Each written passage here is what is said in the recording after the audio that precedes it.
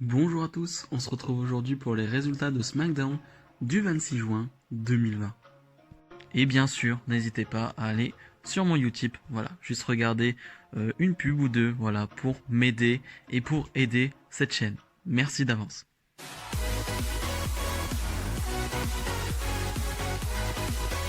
On ouvre le show d'une manière assez spéciale. SmackDown et la WWE va décider de rendre hommage à Undertaker. Voilà, vous le savez, dans le dernier épisode de The Last Ride, Undertaker dit que voilà, il va sûrement s'arrêter, il va s'arrêter, en tout cas c'est son souhait. Et du coup, il y a le hashtag ThankYouTaker qui est sorti, la WWE l'a même mis. Et donc on se doute que c'est la fin pour Undertaker, mais bon, on ne sait jamais avec la WWE, il peut nous ressortir un Taker en Arabie Saoudite ou je ne sais où. Mais bref, du coup on a un clip bien sympa, très très cool, très bien fait. De toute façon, la WWE est très forte quand il faut faire des clips. Et après, on a ce moment assez dérangeant, je trouve, c'est très cringe, comme on dit. Toutes les superstars, enfin plusieurs superstars de SmackDown vont être sur la rampe et vont applaudir et chanter, crier Thank you Taker. J'ai pas compris. J'ai pas compris l'idée. Je comprends pas, en fait. C'est-à-dire que rendre hommage, imaginons avec toutes les superstars qui sont juste sur la rampe et tu mets juste un thank you taker derrière et elles applaudissent, imaginons, pendant 1 minute. Ok, ok. C'est très sobre, c'est très simple, mais ça passe. Au moins, tu vois que toutes les superstars sont investies et que voilà, elles pensent à Undertaker. Mais là, t'as ce moment où t'as Jeff Hardy qui est à fond, t'as Cesaro qui est à fond, t'as Nakamura qui est thank you Taker, mais c'est incroyable. Biggie il twerk en disant thank you Taker. Je veux dire, ça n'a aucun sens, ça n'a aucun putain de sens. Je, je ne comprends pas. J'en rigole parce que je repense à Biggie qui twerk sur le thank you Taker. Je comprends pas, je comprends pas. L'idée de base de le thank you Taker avec cet hommage et tout, c'est très cool, comme je dis, c'est très bien. Mais de cette manière, je sais pas. Dites-moi ce que vous en avez pensé, vous, parce que moi, eh bah, ça m'a direct sorti de ce SmackDown. Directement, je me suis dit, merde, qu'est-ce que je regarde?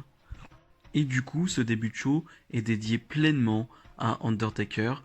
Et on va nous diffuser le Undertaker et AJ Styles de WrestleMania dans le Boneyard match.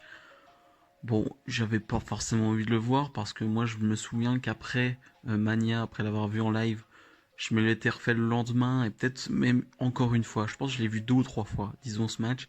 Et enfin ce match, ce segment match on va dire, et qui est très cool, qui est vraiment très très cool.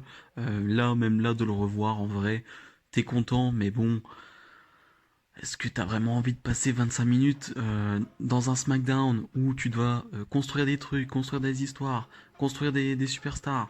25 minutes du match Undertaker et J Styles à Mania. Bon, oui, non, non, non, non en fait. Mais c'est pas un mauvais moment, c'est juste que là on essaye de passer le temps, très clairement. Baron Corbin est sur le ring et c'est la promo typique du heel, mais du mauvais heel, c'est-à-dire le heel Baron Corbin. C'est pour avoir de la hit, mais très facile, sans construction en fait, très clairement. C'est-à-dire que Baron Corbin, c'est le heel qui, par exemple, on est à Chicago et il va prendre le micro et va dire Eh, Chicago c'est nul, non? Et voilà, donc le public va huer. C'est vraiment le heel sans construction, sans vraiment de personnalité, sans de. Il n'y a pas de personnage en fait. C'est juste un gars qui a de la hit facile.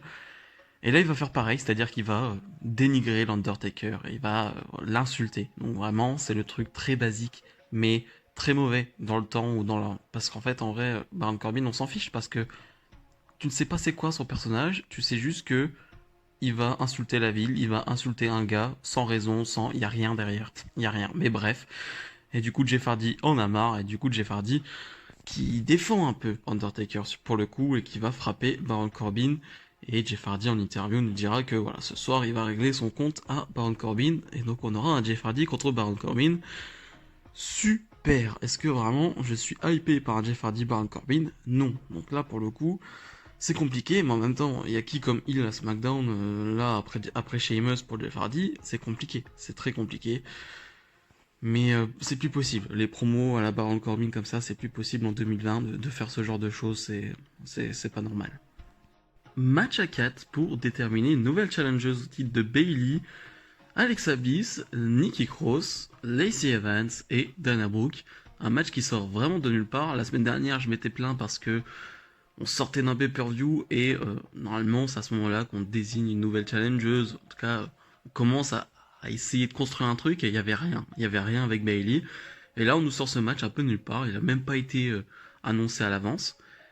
Et en plus, la configuration du match est très bizarre parce que déjà, t'as une équipe, t'as Alexa Bliss et Nikki Cross, t'as presque une deuxième équipe. Lacey Evans et Dana Brooke ont fait beaucoup équipe ces derniers temps. Et surtout, t'as que des faces. C'est 4 faces. C'est très très bizarre que la WWE fasse un truc comme ça. Alors je sais bien que du côté de SmackDown, il n'y a pas énormément de monde, il n'y a pas énormément de heal, mais quand même. Et en plus, moi je me pose une question. Il y a ces 4 personnes, ok, pourquoi pas, mais elles ont... Ouais, enfin, je comprends pas trop pourquoi. Mais Naomi, où elle est? Alors après, avec le Corona, on sait pas si elle a envie de venir, parce que les superstars qui ne veulent pas venir ne peuvent pas venir. Enfin, il y a tout ce genre de trucs. Mais Naomi, merde, elle est où Naomi? Donc c'est vrai que c'est assez bizarre. Au final, on a un match bizarre aussi, parce qu'au final, avec Salvis et Nikki Cross ne s'attaquent pas. Forcément, elles sont en équipe. Et c'est pas mauvais, mais c'est pas bien intéressant. Et au final, avec un petit paquet volé, Nikki Cross va l'emporter et donc challengeuse au titre de Bailey. Nikki Cross, ok, je m'y attendais pas vraiment.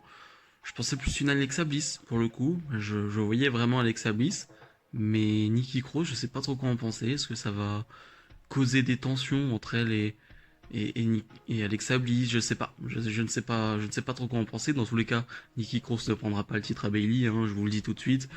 Je sais pas quand le titre sera défendu, mais c'est pas une grande surprise, hein. Bailey conservera. Mais je sais pas où ça veut aller. Je vais attendre. Je vais attendre de voir la direction qu'il veut prendre.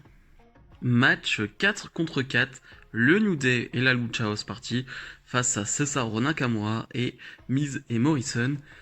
C'était excellent, c'était vraiment excellent. J'ai pas grand chose à dire d'autre. En fait, j'en suis arrivé à un point du côté de la division tag où je me dis la WWE en a rien à faire. Ils vont booker ça n'importe comment, c'est ce qu'ils font depuis des années.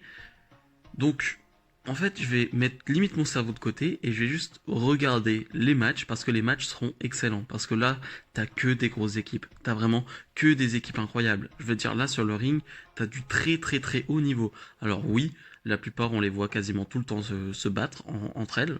Oui, c'est vrai. Mais je me dis, on a des bons matchs, je vais pas me plaindre. À ce niveau-là, là on a encore un super match où la Lucha House Party va encore briller et c'est pour ça que j'espère les voir vraiment en pay-per-view dans un match 2 contre 2, dans un match de 15-20 minutes parce que je pense qu'on pourra avoir des trucs extraordinaires. Là t'as encore des superbes enchaînements avec Morrison, Lindsay Dorado, Grand Metallic. Je trouve que c'est vraiment super, c'est vraiment très très bien, même avec Cesaro. Donc voilà, franchement, j'aimerais bien juste que la Lucha House Party devienne un concurrent assez crédible au New Day, ça pourrait être sympa. Mais sinon, voilà, je retiens rien, je me dis pas, ok, on va se projeter sur un truc, on va faire ça, est-ce que c'est mauvais, toute la storyline? Il n'y a même pas de storyline, il n'y a rien. Juste, je profite des matchs, et pour le coup, c'était un très bon match. Braun Strowman vient nous faire une petite promo, ou plutôt une grosse promo pour le coup, parce que c'est peut-être l'une des meilleures promos de Braun Strowman. Je sais pas, une promo qui restera dans l'histoire. C'est pas, voilà, c'est pas comme du Randy Orton, c'est pas du Samoa Joe. Mais je trouve que pour une fois, Braun Strowman est pris au sérieux et que ce qu'il dit c'est pas bête. La manière dont il le dit c'est plutôt bien fait, c'est bien réalisé. Et en gros, il veut, à ce que je comprends, retourner, on va dire, à la maison des Wyatt. On se souvient de cet endroit. Parce qu'il y a des spéculations sur un match entre Strowman et Wyatt, dans un match de l'horreur en quelque sorte. Donc peut-être dans la maison Wyatt, voilà, dans leur ancienne maison, donc c'est possible, ça serait très possible.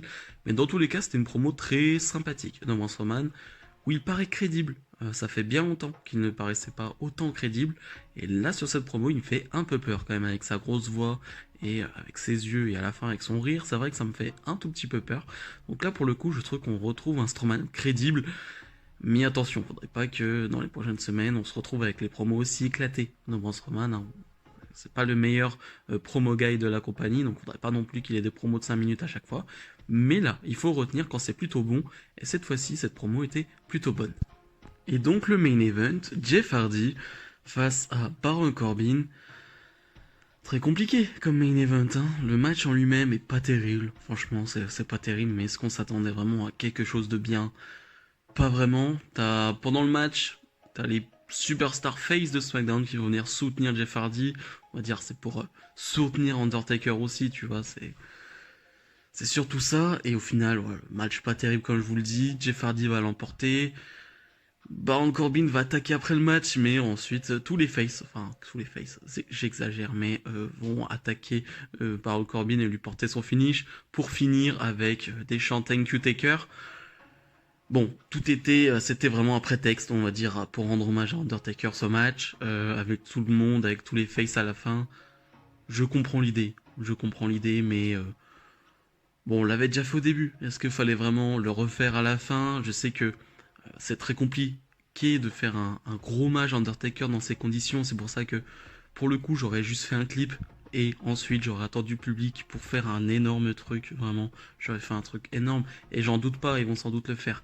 Mais là, pour le coup, ça faisait très kitsch, très cringe des fois aussi pour le coup. Donc, je comprends l'idée, encore une fois, mais la manière dont ça a été fait, avec en plus un main event, Jeff Hardy, Baron Corbin en 2020, quoi. Enfin, même en 2005, enfin, je sais pas, mais non, non, non, non. Donc c'est très compliqué de terminer là-dessus, mais je comprends l'idée encore une fois. En bilan, je peux vraiment rien dire de négatif en vrai, parce que ils ont fait un hommage à Undertaker. C'était un show hommage à Undertaker.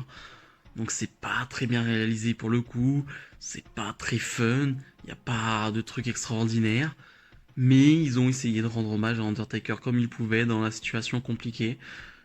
Donc voilà, je comprends, mais c'était pas un vrai SmackDown. Si cette vidéo vous a plu, n'hésitez pas à la commenter et à liker, ça fera du bien à la chaîne.